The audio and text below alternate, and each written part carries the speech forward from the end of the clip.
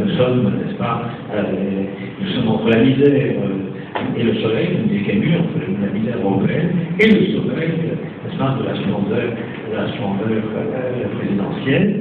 Ben, pas du tout. Ce livre est plus que jamais nécessaire, parce que ce qui est absolument terrible, si vous voulez, c'est que rien ou presque n'a changé en matière d'évaluation.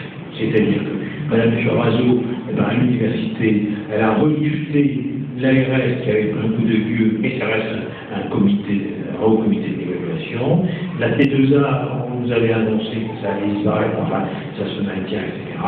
Et puis, partout, si vous voulez, l'évaluation scolaire, la transformation dans les métiers du travail social, éducateur, etc. Donc, partout, on voit que c'est la même chose, et il y a presque en pire, parce qu'il est d'autant plus difficile de se mobiliser contre quelqu'un qui n'était pas, a priori, notre adversaire, mais plutôt, n'est-ce pas, notre allié, voire notre ami. Donc il y a là quelque chose de vraiment terrible, et donc fait état, si vous voulez, de l'ouvrage, à partir du moment où, par exemple, je vais regarder juste rapidement sur les deux premiers textes, le premier sur les agents de notation qui est signé, si vous voulez, par un haut fonctionnaire qui a changé de nom, publié de manière anonyme, sur des grilles de notation financière, il a signé Serge Einstein, c'est le pseudonyme économiste, fonctionnaire européen, spécialiste des régulations financières, je ne pouvais pas évidemment donner son nom.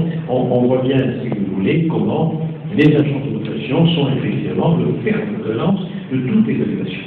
Ce que je dis d'ailleurs depuis longtemps, c'est que, en gros, tous nos dispositifs d'évaluation, l'agence régionale de santé, l'agence d'évaluation de l'art, etc., tous sont les métastases d'un cancer qui s'appelle l'agence de notation financière et qui fait croire qu'elle peut prédire, établir des critères objectifs sur la solvabilité d'un État, d'une collectivité territoriale, d'une entreprise, etc. Ce qui est complètement faux, puisqu'ils n'ont jamais prévu ni la crise de Mandel, aux titres du sommet, ni l'effondrement et différentes bases qu'on a connues en 2017-2008, 2017-2010, aucun moment, les agents de notation financière n'ont pu prévoir, si vous voulez, prédire les critiques. Et en plus, ce ne sont pas non plus des éléments objectifs, parce qu'on sait que c'est tout un ensemble de critères extrêmement hétérogènes, mêlant à la fois la rumeur, l'opinion, des éléments quantitatifs, des éléments qualitatifs, plus d'éventuels conflits d'intérêts, puisque bien sûr, ce sont aussi les débiteurs qui financent, si vous voulez, cette évaluation, qui a quand même beaucoup changé depuis 1970, et bien, en gros, ça sert à quoi? Si ça n'est pas performant, ça sert à quoi? C'est très simple. Ça sert à une performabilité sociale, c'est-à-dire que ça produit une soumission sociale qui m'en consentie, c'est-à-dire c'est le moyen de donner des ordres et en faisant adhérer les individus, si vous voulez, à leur propre malheur. Et pour aller très vite encore, je crois que cette manière de fonctionner des agents de notation financière, elle est aujourd'hui celle de la plupart des dispositifs d'évaluation qui sont de la même manière des évaluations purement quantitatives, formelles, procédurales, qui ne définissent pas la valeur de ce que nous faisons, mais qui définissent simplement le degré de conformité de ce que nous faisons par rapport, je dirais, à ces idées dominantes qui sont celles, on va dire très simplement, du néolibéralisme. Alors, on oublie quand même l'essentiel à partir de ce moment-là, on oublie ce que Rousseau, mais avant lui, Thucydide, nous avait appris, n'est-ce pas, dans le contrat social, Rousseau écrit, n'est-ce pas, et ils ne savent pas que les maisons font la ville, mais que les citoyens font la cité. Et en gros, avec ces dispositifs d'évaluation, on mesure les murs, si vous voulez, des villes, mais on oublie qu'il y a des humains qui les habitent, qui les habitent. Et c'est cela qui se produit chaque fois. Alors, ça, c'est sur les évaluations. Ensuite, il y a, comment dire, ce qui encadre de manière au niveau de l'État, c'est-à-dire l'État à la fois évalué et l'État à la fois évaluateur, c'est-à-dire la LOL, par exemple, qui a été votée, comme vous savez, en 2001, c'est la prise d'un européen, notamment, et qui insiste sur la LOL comme constitution financière, finalement, de ces dispositifs d'évaluation. Alors, comme j'ai promis, je ne vais pas parler en 11 heures, je vais... il y a du temps. Bon, ça c'est dangereux de dire qu'il y a du temps. Oui, je vais quand même vous donner une citation. Je vais donner une citation de Jean-Pierre Vernant. C'est intéressant parce que, selon ces questions, qu'est-ce que la valeur? En quoi consiste-t-elle? Comment joue-t-elle? Et comment on joue-t-on? Lorsqu'il s'échange à travers le monde avec un matin, chez précieux, c'est toujours finalement l'estime des individus, leur valeur, leur honneur, leur statut social, c'est-à-dire oui, leur dignité, leur prééminence, leur identité sociale, c'est ça qui circule à travers ton contre don, et c'est ça en forme sociale de valeur. Voilà, c'est la valeur en valeur. Alors, il ajoute, quand on passe ce qu'on appelait, et que Gernet Guyardet, son maître, Louis Gernet, lui-même appelle le prémonétaire. Quand on passe ce qu'on appelait donc le prémonétaire monétaire, c'est l'homme qui, dans ses conduites et au-dedans de lui-même, comme dans son environnement social, a changé, et c'est ce changement qu'il faut remettre. Ceci pour dire que parler de monnaie, parler de dette, parler de valeur, ce n'est pas simplement des catégories liées à l'économie ou à la finance. Ce sont aussi des catégories anthropologiques. Ce sont aussi des manières de penser l'humain, de penser les relations humaines, de penser, si vous voulez, de penser la vie. Il y a une phrase extraordinaire que je cite souvent de Canguilhem, un philosophe que vous connaissez, qui dit que la raison est régulière comme un comptable et la vie anarchiste comme un artiste. Eh bien, aujourd'hui, si vous voulez, l'humain, mais le vivant en général, l'animal, la nature, etc. Aujourd'hui, le vivant est réglé aux horloges financières, ce que l'on tue, c'est la vie. Ce que l'on fait disparaître, c'est la vie, c'est la qualité de la vie. Et pour prendre des exemples que vous connaissez, ce qui aujourd'hui menace nos métiers, dans le soin, dans la recherche, etc. C'est très simple, n'est-ce pas? C'est produit par, si j'ose dire, deux mamelles de servitude, de façon de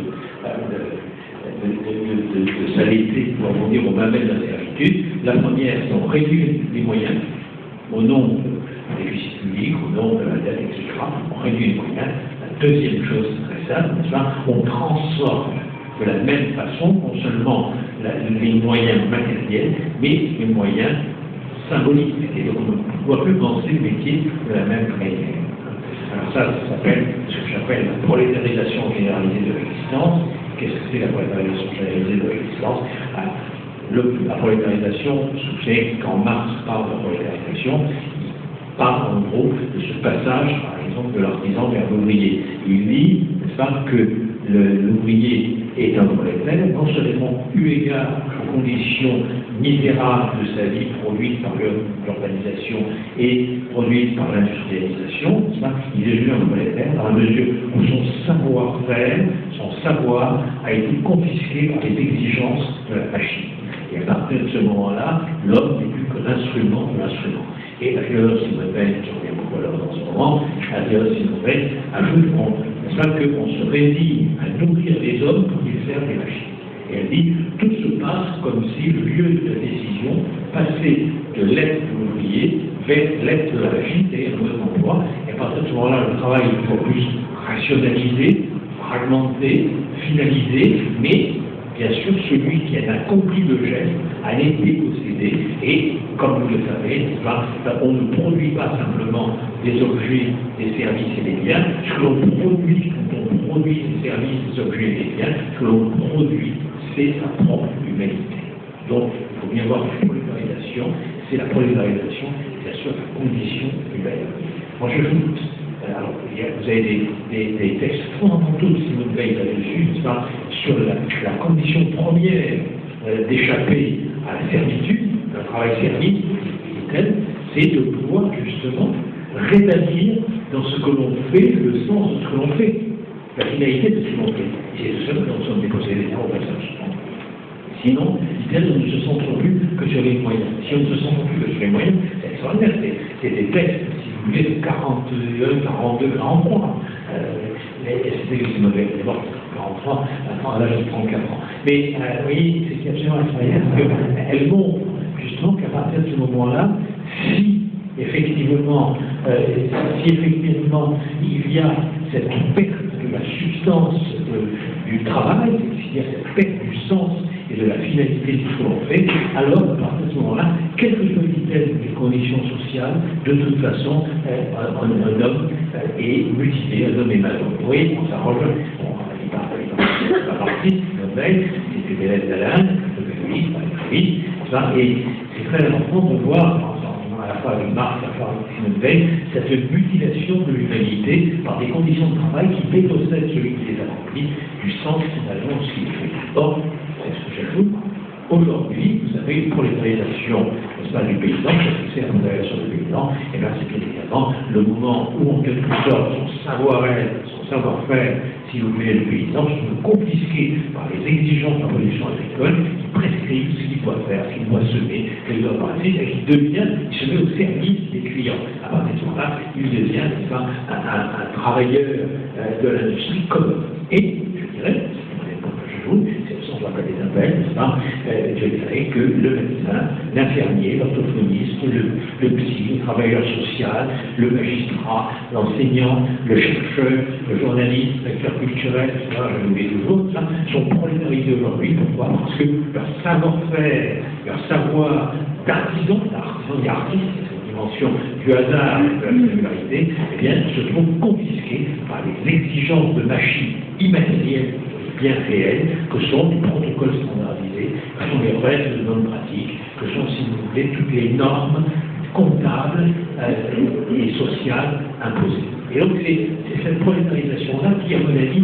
ne menace pas seulement les métiers, mais menace l'existence même, je dirais, de l'humanité dans l'homme, et menace en tout cas cet espace de la parole que l'on appelle la démocratie. Alors, je pourrais encore vous parler très longtemps de l'évaluation, mais après tout, vous n'avez qu'à lire, bien sûr, des ouvrages qui sont consacrés, puisque avant l'ouvrage aussi sur le pays d'évaluation, il y avait eu la folie d'évaluation. Ça avait été un livre que nous avions également rédigé avec Alain Deleuze, Marie-Jean Sorel, Marie-Jean Davolio, etc.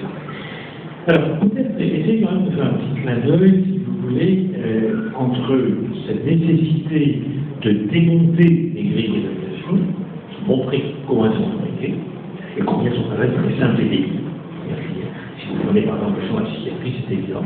Est-ce que vous vous rendez bien compte que, j'en parlerai je reviendrai au mois de mai pour présenter mon bouquin, mais plus en détail, mais est-ce que vous vous rendez compte quand même à quel point les DSM 3, 4 et 5 ont appauvri la psychologique? Est-ce que vous vous rendez compte à quel point c'est une débilité poussante quand vous lisez une question? Est-ce que vous êtes mal à l'aise avec l'idée quand quelqu'un est à côté de vous? Est-ce que vous êtes mal à l'aise, n'est-ce pas, de manger seul au restaurant? Avant que j'en passe des minutes, est-ce que vous êtes mal à l'aise de prendre la parole en public? Et c'est des réponses stupides, n'est-ce pas, à des questions stupides qui vont déterminer la façon dont un individu est appareillé avec une population à risque de troubles du comportement. C'était en gros, on parlait aujourd'hui, mais en gros, il y a incorporation dans l'acte clinique de diagnostic d'un langage de machine. Et d'ailleurs, en 1983, si vous voulez, Robert Susser avait publié un article qui s'intitulait Le clinicien est-il encore nécessaire? Et effectivement, c'est lui qui était le promoteur du DSM-3, et avant le DSM-3, il avait établi un diagnostic par ordinateur, on voit bien comment, en quelque sorte, si vous voulez, la machine vient complètement remplacer le praticien, quel qu'il soit, dans tous les secteurs qui sont les siens. Et justement, la machine aujourd'hui, elle a une puissance considérable grâce au système numérique. C'est-à-dire grâce, si vous voulez, à l'informatique, il y a possibilité de coordonner l'ensemble des sous-systèmes techniques. Et comme vous le savez, il y a aujourd'hui dans le monde, daté d'aujourd'hui, hier, à Paris, en tout cas, je pense que c'est à Sando, il y a un titre qui est Comment nous sommes manipulés par nos ordinateurs. Je vous explique comment, grâce au cookie, n'est-ce pas, que chaque fois que vous consultez un site, eh bien, vos données personnelles sont captées et elles sont revendues, et à partir de ce moment-là, vous êtes profilé de telle façon que vous allez recevoir une publicité en fonction du type, si vous voulez, de consommateur que vous êtes. si vous êtes résistant à la publicité, ou bien si vous êtes plutôt compliant à la publicité, etc., donc vous allez être classé donc comme ça, et en fonction de ce classement, vous allez recevoir des informations différenciées. Alors je crois que c'est vraiment un point qui est extrêmement important, parce qu'il y a un travail énorme qui se fait aujourd'hui, si vous voulez, là-dessus, puisqu'il s'agit également de prédire le comportement que vous allez avoir. Donc, et donc on va pas acheter des plages publicitaires pour des clients dont on sait par exemple, comme moi, quand ils voient une publicité, la première chose qu'ils font, c'est marquer Ferré, vous allez disparaître. Donc effectivement, je dois être organisé de telle façon qu'on ne voit pas beaucoup, si vous voulez, me proposer de publicité. Alors, je vais quand même faire le lien avant de terminer avec cette journée. Cette journée, il se trouve que, comme vous le savez, ce qu'on appelait à Monégator la gauche de la gauche, appelée dans différentes villes à une marche.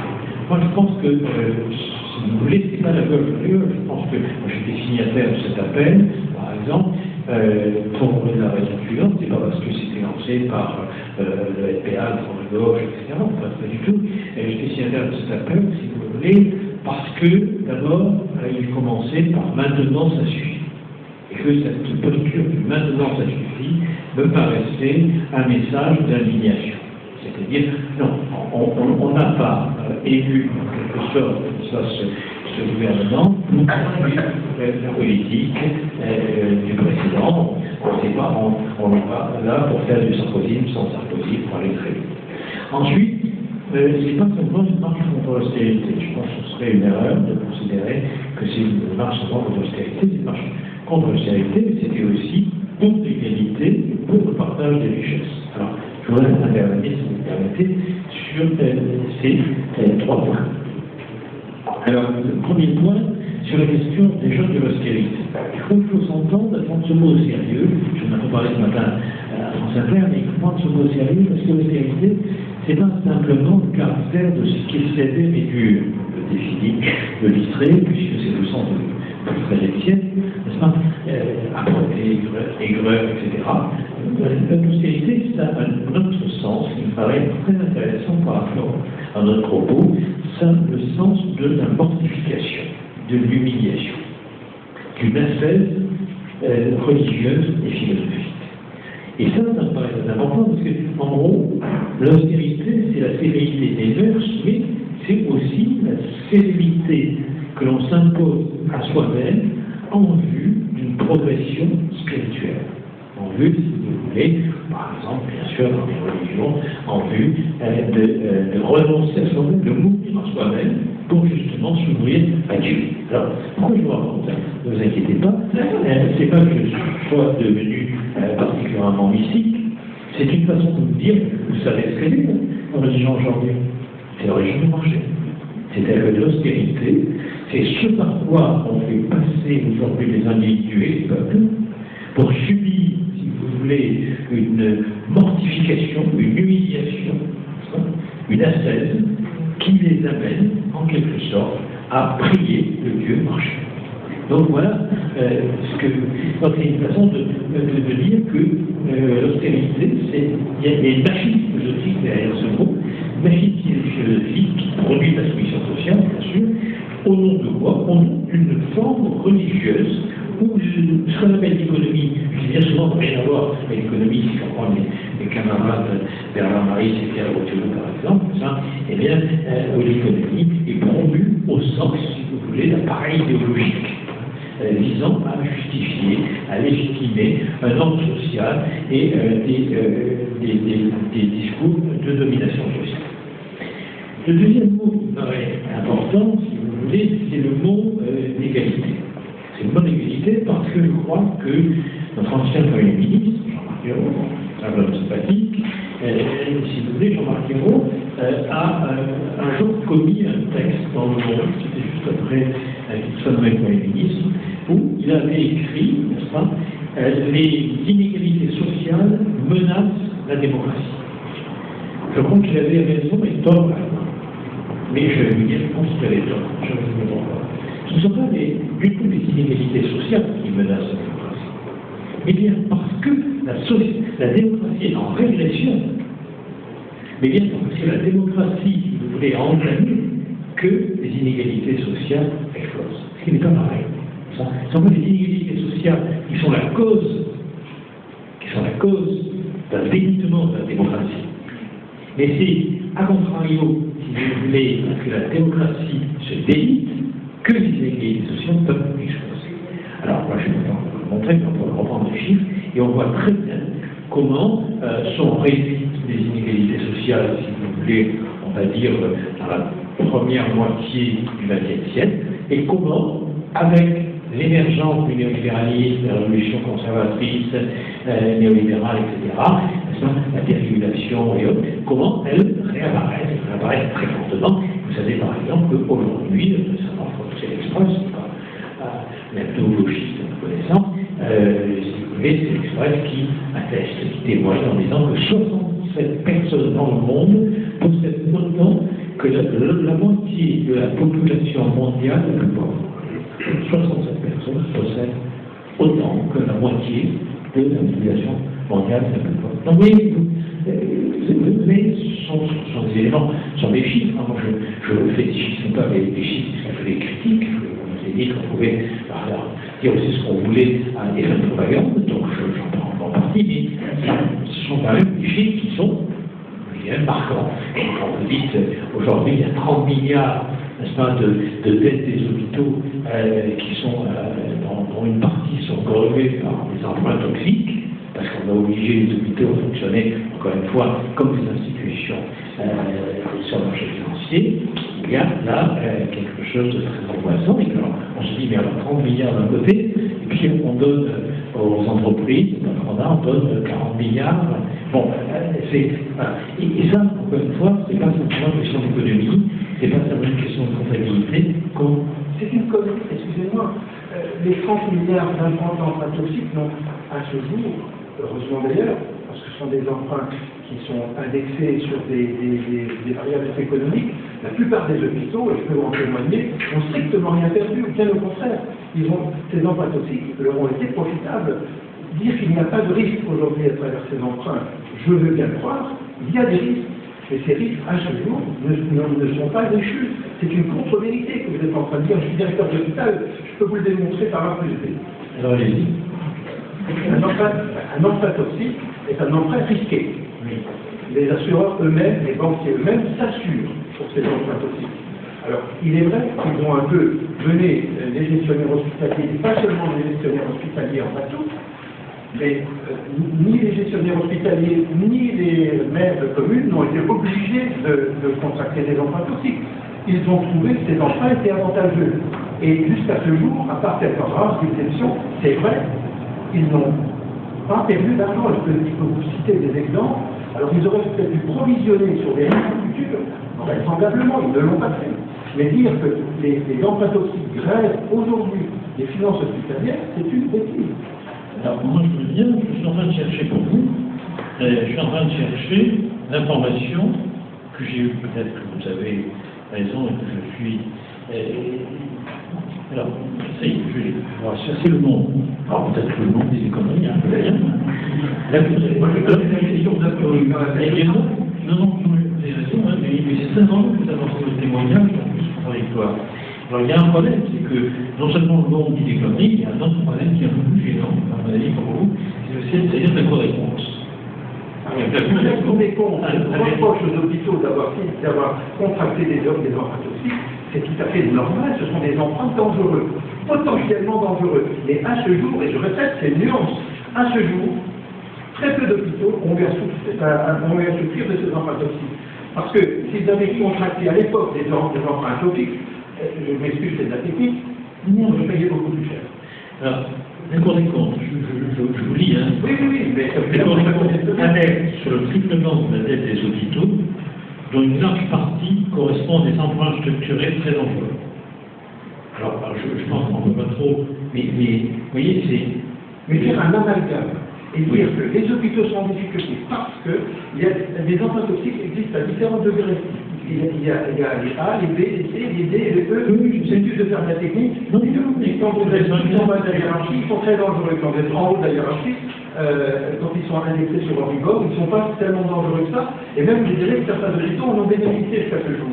Donc, affirmer de manière comme ça, péremptoire. Alors, je ne suis pas spécialiste de la justice ni de l'éducation nationale, je connais le monde hospitalier.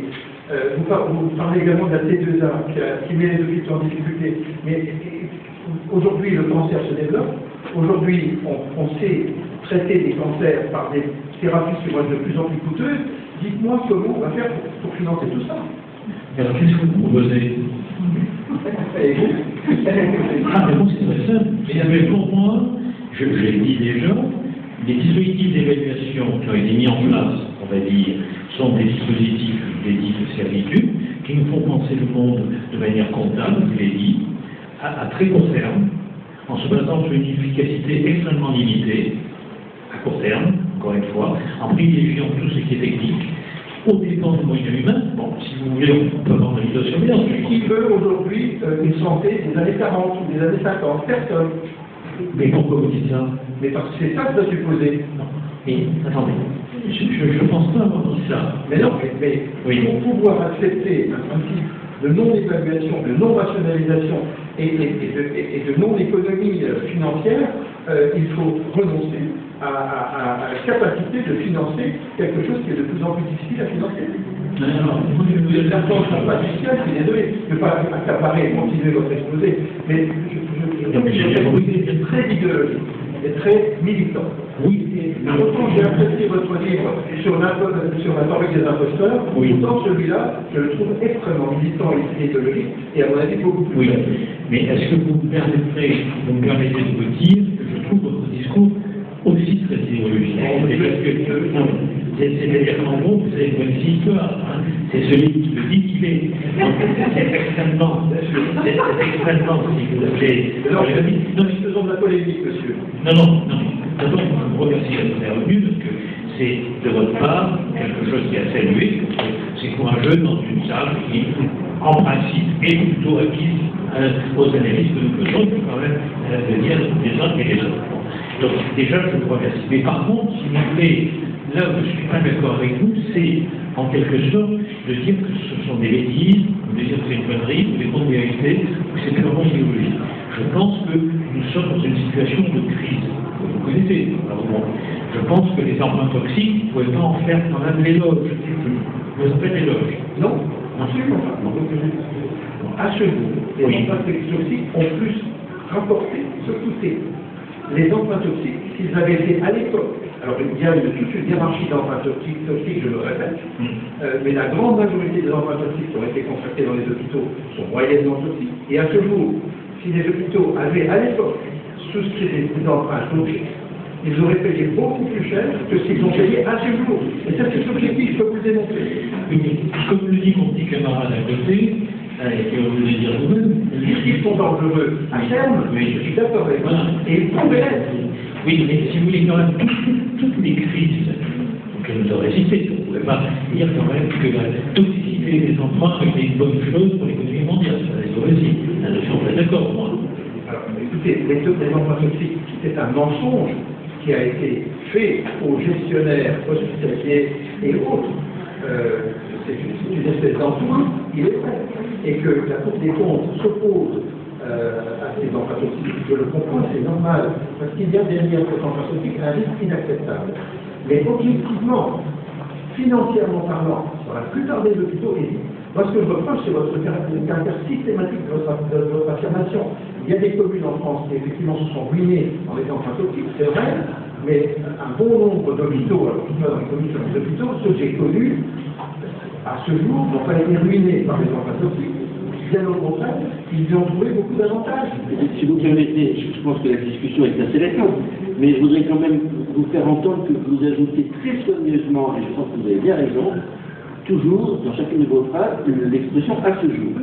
Et je pense que c'est très exactement ce dont parle Roland, c'est-à-dire que à ce jour, c'est-à-dire sans prendre en considération ce qui va se passer demain, voire après-demain. Si on veut faire un tout petit parallèle, et je pense que vous ne serez pas d'accord, mais on peut le faire quand même, dans la crise des subprimes, l'avant-veille, c'était à ce jour, et tout allait parfaitement bien. Je ne compte pas le nombre de suicides, c'est type à voir, parce que c'est la même logique.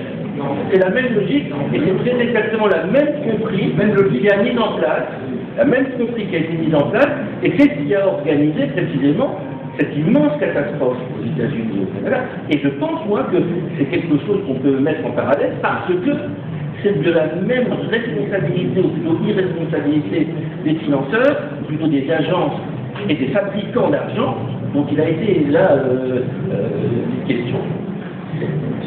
Si je me permets, peut-être au moins. Non, exposé, excusez-moi, mais cette question des emprunts toxiques est un cas une petite partie du problème. La T2A est un problème bien plus important, et vous avez aussi l'air d'envoyer la T2A aux enfers. Dites-moi quel système aujourd'hui permettrait de mieux financer les dépenses de santé que le monde de manière éloquente. Dites-moi. Alors, bon, moi je veux bien employer 1000 milliards pour sauver les banques. Et 1000 milliards pour sauver les banques. Je fais partie d'une génération face à laquelle on présentait les 3-4 milliards, je ne sais combien de déficit de sécurité sociale, comme quelque chose de monstrueux qu'on ne pourrait jamais assumer. Il y a là, j'en conviendrai, un traitement un peu inégal des choses. De la même manière, si vous pouvez aller dans ce sens, encore une fois, je ne suis pas directeur de l'hôpital, mais j'ai bien un certain nombre d'informations et je reviens vous montrer sur l'histoire de la T2A. De la même manière, vous savez comme moi que le taux d'emprunt des banques auprès des banques fédérales, si vous voulez, de 0,01, c'est ça, bon. Combien paye l'État pour emprunter? Qu'est-ce qui fait que les États ne peuvent pas emprunter au même taux que les banques privées? Moi, ce que je vous propose, c'est ce que vous appelez idéologie ou mise dans mon discours, ce que je vous propose, c'est de mettre en rapport des éléments, de le faire d'une manière sans doute panoramique, et que, le faisant d'une manière panoramique, je puisse, si vous voulez, exagérer le trait. Je veux bien vous l'accorder. Par contre, je ne peux pas, je ne peux pas vous laisser dire, si vous voulez, qu'à l'heure actuelle, il n'y a pas de problème dans les hôpitaux, parce que nous sommes passés depuis 2016, vous le savez, dans une conception de l'hôpital comme institution qui doit être relativement autonome et ouverte, ce dont vous témoignez parfaitement bien, ouverte au mode de pensée comptable et gestionnaire. Et pour moi, c'est un problème. De la même manière pour l'université, avec la LNU. Donc, si je peux me permettre, pour moi, s'il vous plaît, c'est un problème. C'est un problème parce que, c'est un peu ce que j'essaie de dire, je suis très heureux que vous ayez aimé la fabrique des imposteurs, parce que justement, j'essayais de montrer dans la fabrique des imposteurs que la solution de l'imposture se déduisait des exigences normatives qui conduisaient à faire vivre les individus et les peuples au-dessus de leurs moyens. Alors, en quelque sorte, l'imposture est le symptôme même d'une civilisation trop normative. Donc, si vous voulez, c'est pas aussi éloigné. Pour moi, il y a un peu une trilogie. Il y a la l'unité de pensée, la fabrique des imposteurs, et le monde dernier, faut-il recommencer la liberté pour la parole. Donc, si vous voulez, là, vous savez très bien, on va donner 40 milliards, 50 milliards, je ne sais plus très bien, si vous voulez, aux entreprises. À chacun de leur. Il y a ce pari qu'elles vont créer de l'emploi parce qu'on va leur donner ces milliards. Rien n'est sûr.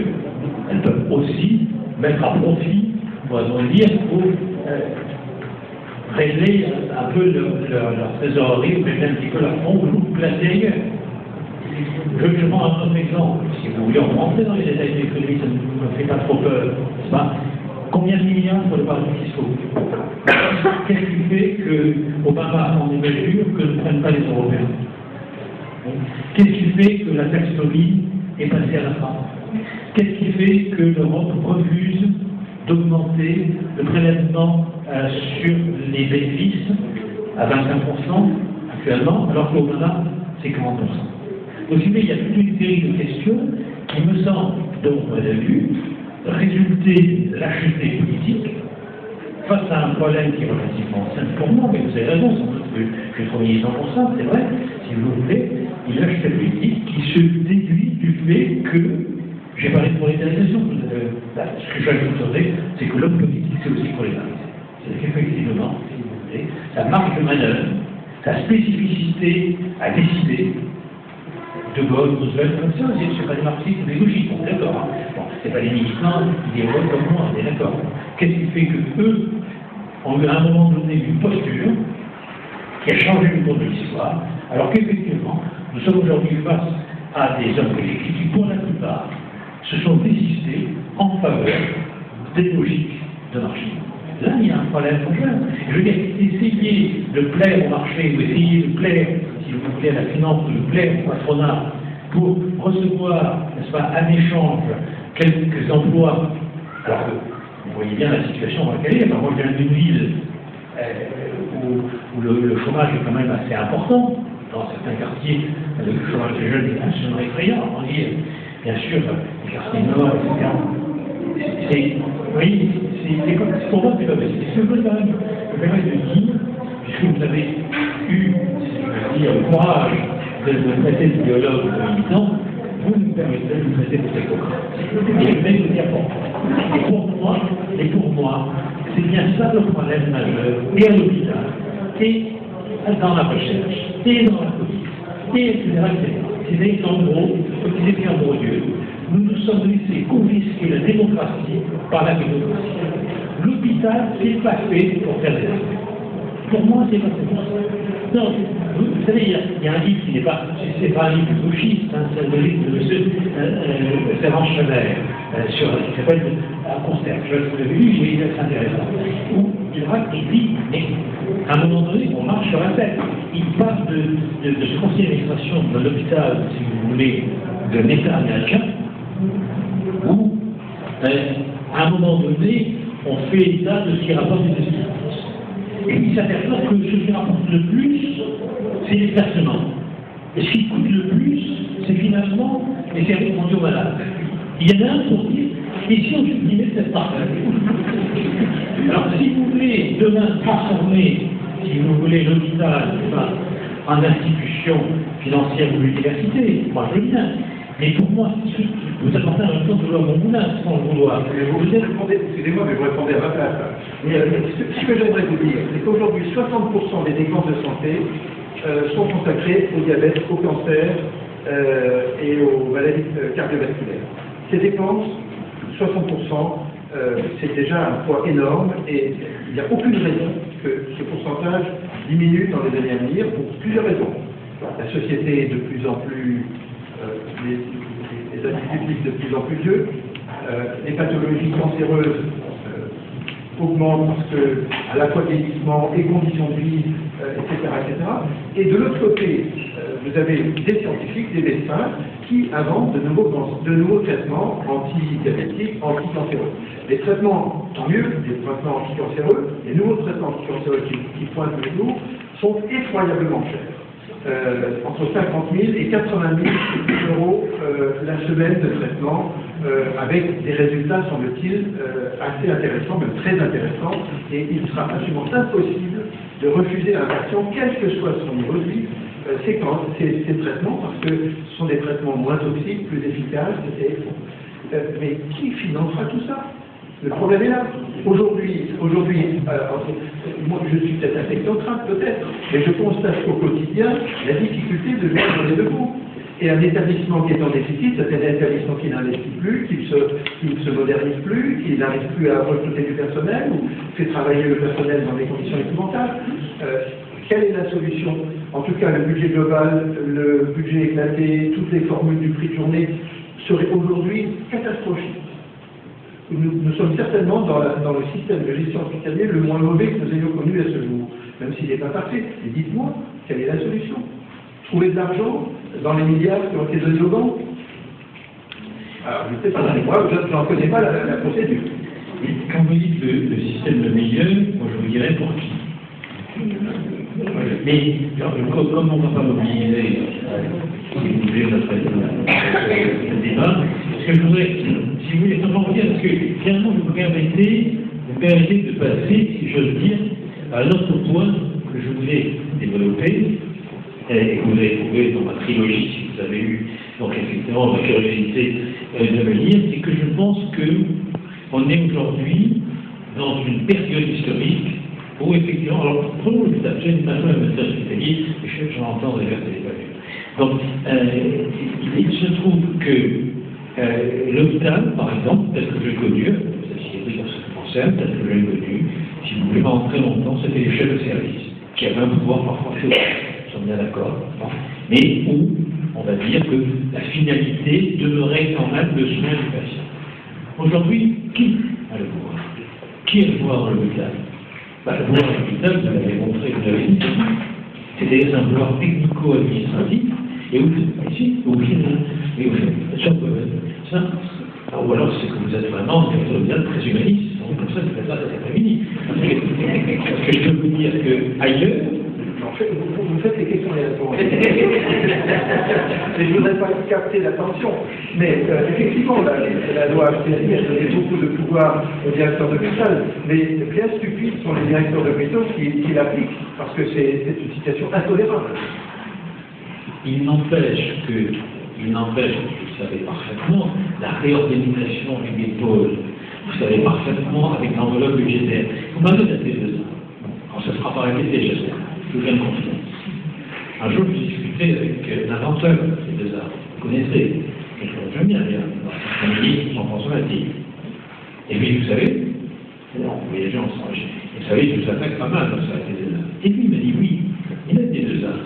Quand je l'ai proposé, quand je l'ai élaboré, la T2A, c'était pour qu'un acte effectué dans une clinique privée ou un acte effectué dans un hôpital public, finalement, puisse s'équivaloir en matière de financement. D'accord? Mais à côté, il y a eu une énorme enveloppe pour la formation, il y avait une énorme enveloppe pour la recherche, il y avait une énorme enveloppe pour tous les services que l'hôpital rend, à contrario des cliniques privées. Et c'est pour ça que je dis ça. Donc, si vous voulez, je crois que s'il faut voir, si vous permettez, juste terminer. Le tarif n'est pas le même aujourd'hui entre les hôpitaux publics et les hôpitaux privés. Et les frais c'est une des revendications des fédérations des cliniques privées, je le sais. Il n'empêche que vous ne pouvez pas ne pas savoir que la T2A a été mise en place pour aligner davantage le remboursement à la valeur de l'acte, si vous voulez, entre le public et le privé. Ou alors, je compte les compétences bien inventées, moi je veux bien. Alors là, c'est vous qui avez un savoir absolu, c'est moi. Là, vous faites encore les questions et les réponses. Passez à autre chose. Je vais passer à autre chose, mais non, c'est très important. Si vous voulez, notre échange est important parce qu'il est contradictoire, et que c'est deux cultures qui s'affrontent. Par exemple, je vais vous faire une confidence personnelle. Quand j'étais à l'hôpital, j'avais même de fonction en psychiatrie, si vous voulez, il y avait deux directeurs. Et à l'époque, il y avait un directeur gestionnaire et un médecin directeur. Et, un peu comme sur les bateaux, si vous voulez, c'est le médecin directeur qui, à un moment donné, avait hiérarchiquement, fonctionnellement, pas une hiérarchie, mais fonctionnellement, priorité sur la gestion. Et en gros, le soin, on va dire simplement, le soin avait une priorité sur la gestion. Aujourd'hui, alors là, vous pouvez me dire ce que vous voulez, franchement, je ne croirais pas. Aujourd'hui, moi, ce que je sais, les hôpitaux, de différentes façons, par mes patients, par mes proches, etc., c'est que la gestion a une priorité sur le soin. Et ça, c'est un problème majeur. Alors, vous me dites par exemple. Permettez que je réponde sur ce point. Effectivement, les hôpitaux psychiatriques aujourd'hui font marche arrière et n'ont pas les moyens d'entretenir les structures qui ont été créées dans les années 70, qui étaient infiniment plus efficaces et infiniment plus utiles que ce qui se passe aujourd'hui, où on régresse vers des hôpitaux asilaires. On ferme des structures externes. J'ai dirigé deux hôpitaux psychiatriques, je connais bien la situation. Les hôpitaux psychiatriques font mal, à côté de moi que je connais fort bien, et les hôpitaux psychiatriques font mal parce qu'on manque d'argent. Parce qu'on restreint les moyens financiers. Je viens de vous provoquer. Mais ensuite, je passe au deuxième point. Je vais vous provoquer. Si vous choisissez entre l'humain et l'argent, mon choix est vite fait. C'est-à-dire que dans l'histoire anthropologique et économique de la dette, j'ai lu le livre de David Gélard là-dessus, dans l'histoire anthropologique et économique de la dette, vous savez très bien qu'à un moment donné, on efface les dettes. Alors ça peut vous paraître tout à fait gauchiste et révolutionnaire, pourtant je ne suis pas, si vous voulez, gauchiste, je vous rassure, n'est-ce pas? C'est-à-dire, à un moment donné, quand on veut éviter l'explosion sociale, comme ça que ça s'est produit, ça fait en Grèce avec Solon, ça s'est produit dans plusieurs reprises dans l'histoire, l'histoire du peuple juif aussi, etc. On efface les êtres parce qu'on ne peut plus les payer. C'est relativement simple. Et au moins, en ce qui nous concerne, on efface l'intérêt cumulé de la dette. Parce que sinon, ça veut dire quoi? Je vais vous dire ce que j'ai dit ce matin sur France Inter. Parce que sinon, ça veut dire que vous transformez des humains, vous transformez des peuples, il a fini en colère, effectivement, en monnaie vivante. C'est-à-dire que de la même manière que les amateurs pouvaient, si vous voulez, demander à des gens, n'est-ce pas, de laisser leur famille comme esclaves en gage de l'argent qui est placé, ça veut dire que vous avez demandé à des peuples de laisser leur population en gage pour pouvoir complaire au marché financier, pour pouvoir être crédible sur le remboursement de la dette souveraine. Ça me paraît inacceptable. Ça me paraît inacceptable. Si vous voulez, c'est vraiment le point où on le touche chez Keynes, ce que je vais en toucher là. C'est le point où on voit bien comment la valorisation du monde des choses produit une dévalorisation de l'humain. Or, encore une fois, j'ai cité Marx, j'ai cité Keynes, mais je peux aussi citer Kant. Quand Kant dit la différence entre un homme et une chose, c'est que l'homme a une dignité et la chose a son prix. Or, aujourd'hui, et même dans nos réponses, on voit bien, si vous voulez, qu'il y a une prévalence du prix sur la dignité. Et moi, je dis, c'est pas possible. Je vais vous dire, pour moi, il est évident que, par exemple, je ne vois pas pourquoi. Alors, sur les traitements aussi, là, vous parlez d'idéologie, excusez-moi, vous donnez aussi un esprit idéologique, si vous voulez, pour pharmaceutique. Parce que j'étais la semaine dernière à un colloque d'oncologie, où j'étais invité par le docteur Nicole Delépine, vous connaissez peut-être, où il était mis à l'évidence la manière dont, justement, les essais cliniques étaient plus ou moins sélectionnés, traités et financés pour davantage, je dirais, l'intérêt des laboratoires que la sélection des patients. Et que par contre, il y a des traitements dont on peut ouvrir de plus ce débat, mais je crois, moi, je peux vous dire très simplement, je ne vous dis pas tout ce que je dis factuellement et d'une précision extraordinaire. Mais mon analyse, j'y crois. Peut-être que c'est un délire sécurisé, mais mon analyse, j'y crois. Je pense, si vous voulez, que nous sommes dans un système où les différentes pièces se correspondent et où on a laissé filer quelque chose. Et en plus, moi, je ne pense pas, vous avez entendu dans mon discours, mais vous l'avez vu dans mon livre, je ne pense pas, moi, qu'il y ait des méchants, qu'il y ait un complot. Vous voyez ce que je veux dire? Je pense que, je pense comme Michel Foucault, que le pouvoir ne se possède pas, il s'exerce. Donc nous sommes tous à la fois et un produit et un agent de pouvoir. Et donc je suis convaincu, si vous voulez, que c'est le système dans lequel on est qui a laissé corrompre l'ensemble de nos liens sociaux par une logique qui est folle, qui est une logique, si vous voulez, qui n'a de rationalité que eu égard, sur point, après je vais passer à la parole à mes amis, qui eu égard à une conception purement instrumentale, fonctionnelle, technique de l'humain. Vous savez, il y a une phrase extraordinaire de Jaurès que je cite toujours, quand Jaurès dit « une des plus grandes misères du patronat ». Jaurès parlait du patronat, de misère du patronat. Il dit « une des plus grandes misères du patronat, c'est de ne pas avoir l'homme qu'un instrument technique ». Je crois que, vous voyez, c'est cette prévalence, justement, d'une logique purement économique, purement technique, purement financière, qui aujourd'hui nous fait mourir. Alors, nous fait mourir en tant qu'homme, nous mortifie. La véritable austérité, pour moi, elle est là. Elle n'est pas simplement qu'on diminue ceci, c'est pas ça. La véritable austérité, c'est que, si vous voulez, c'est une ascèse qui nous amène à ne penser les choses qu'en termes comptables, qu'en termes économiques, qu'en termes, si vous voulez, financiers et techniques. Et là, je crois que, du coup, d'ailleurs, alors que la monnaie constitue aussi dans l'histoire un progrès, ça n'a pas été, comme vous le savez, ça n'a pas été qu'un mal, alors qu'effectivement le commerce constitue à un moment donné un progrès, ça n'a pas été qu'un mal, alors que la technique a constitué, constitue aujourd'hui incontestablement un progrès, et nous permet de nous émanciper d'un certain nombre de servitudes naturelles pour aller vite, n'est-ce pas? Et bien, c'est en train de tout ça de se transformer en quelque chose qui détruit l'humain. Et moi, c'est ça mon souci. C'est ça. Au niveau de l'éducation, quand vous pensez que la fac passe quoi? Vous savez, en pays, un des fleurons, si vous voulez, des institutions universitaires qui devaient être très à la mode, très up-to-date. Vous savez, la conférence des présidents d'université a alerté aussi la ministre, si vous voulez, ce que vous avez dit aujourd'hui, reconduit là, n'est-ce pas, a alerté sur le risque d'une cessation de paiement. Et à la fête des appels, on a au Conseil le président du Conseil scientifique du CNRS, membre de l'Académie des sciences, etc., qui est pas assez riche, c'est un chimiste. Bon, eh bien, il me disait que l'emploi scientifique avait la nécessité de résorber, bien sûr, le temps passé, etc., l'emploi scientifique, demain, malgré toutes les promesses sur l'impôt recherche et compagnie, demain est mort. Il n'y aura plus de possibilité de recrutement. On licencie aujourd'hui les chargés de cours. On précarise, si vous voulez, au maximum des universitaires. On leur fait faire des trucs, mais vous n'avez pas idée, parce que c'est encore beaucoup plus. Quand c'est vraiment économique, quand c'est vraiment industriel, il y a une sanction.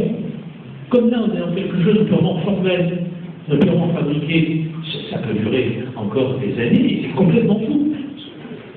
C'est complètement fou. C'est ça, vous voyez, le danger majeur aujourd'hui. Excusez-moi, mais faire le constat, je suis d'accord avec vous, oui. Une priorité à l'humain, bien entendu, mais pour en revenir à la santé, où trouver le financement? Alors, quelle procédure, quel gouvernement pourrait aujourd'hui faire autrement? On va peut-être terminer qu'on va prendre trop de temps perdu. Mais si vous voulez,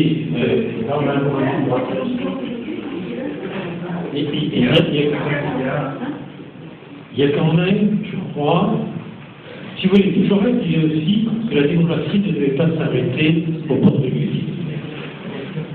La démocratie ne doit pas s'arrêter au port de l'usine. Ça veut dire, si vous voulez, que l'évaluation, telle qu'elle s'est mise en place aujourd'hui, est une évaluation quantitative, procédurale, technique, et sans démocratie.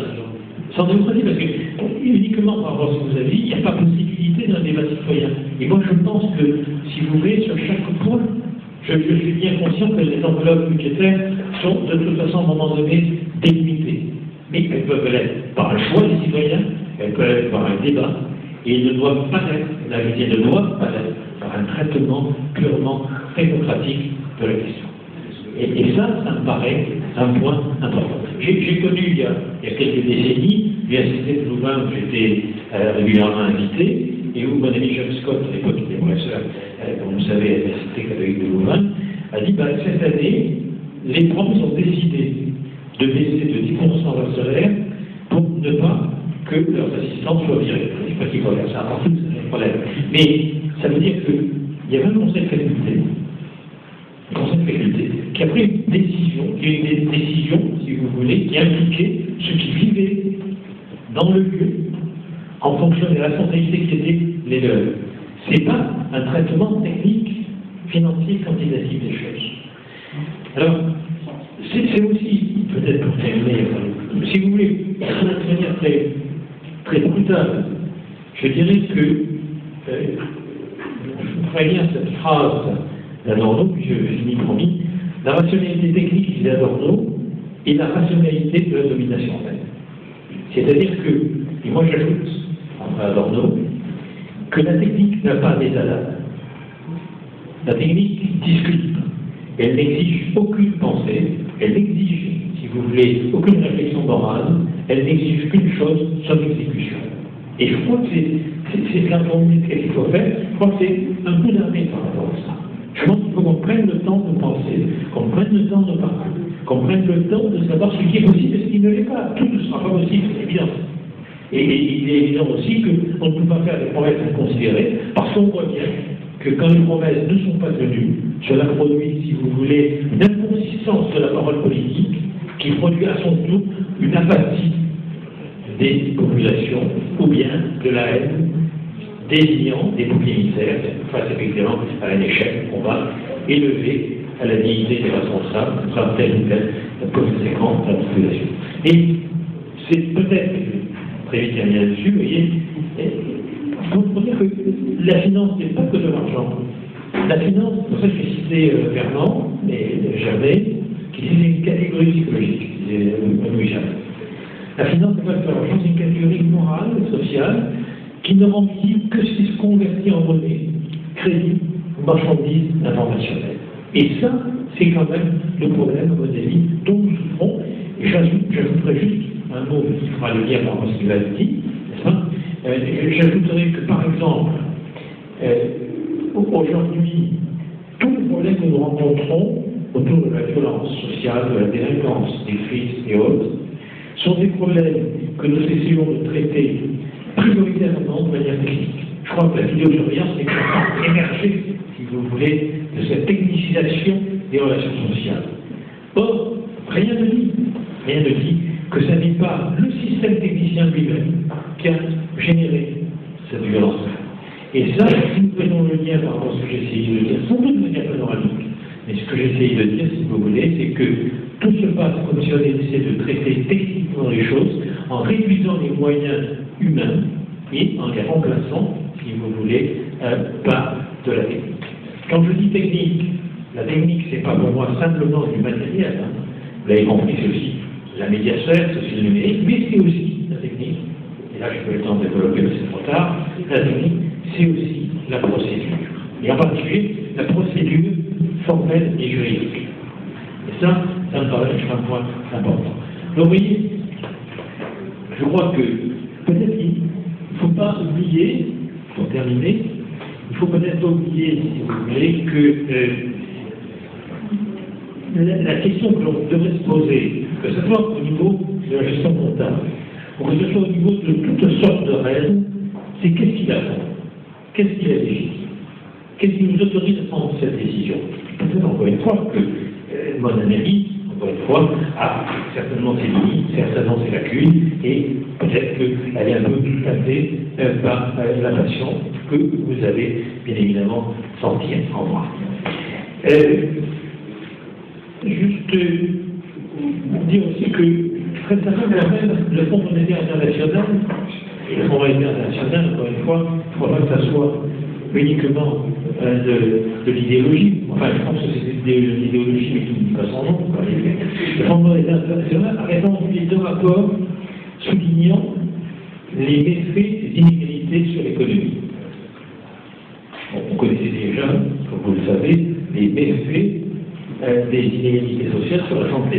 Les travaux, comme vous le savez, là-dessus de Wilkinson dans la chambre, Richard Wilkinson. Mais même sur l'économie. Et là, ça ne change pas. Pourquoi ça ne change pas? Bien sûr, parce qu'il y a des raisons extrêmement puissantes. Bien sûr, et surtout au avis, parce que le politique s'est désisté en faveur de cette logique-là. Et qu'il a donc abandonné ce qui constituait sa spécificité. Je crois que l'économie est devenue une idéologie morale et une psychologie au nom de laquelle on fait plus vivant de nouveaux territoires colonisés et exploités toujours davantage. Et c'est ça, pour moi, qui est un problème. Je voudrais essayer de vous montrer, si vous voulez, qu'on a véritablement aujourd'hui, avec ce que l'on entend autour justement de galères comptables et autres, on a véritablement ce que l'on peut appeler une théodicée, c'est-à-dire en gros une religion qui justifie l'ordre des privilèges. Et c'est ça qui me paraît. Alors, encore une fois, je comprends tout à fait que nous ayons besoin de discuter de comptabilité, de gestion, et je n'en conviens pas, et votre rapport contradictoire et précieux. Mais ce que moi je voudrais essayer de dire, c'est qu'il constitue, cette manière de penser le monde, une machine philosophique, qu'elle constitue une morale, qu'elle constitue une psychologie, et une psychologie et une morale qui, finalement, font de la vie, purement et simplement, si vous voulez, quelque chose qui est à marchandiser, à exploiter, et la valeur n'a plus d'autres concepts, d'autres valeurs, pourrait-on dire, que celle du prix ou de la mesure d'une conformité peut-être comptable. Je crois que c'est important.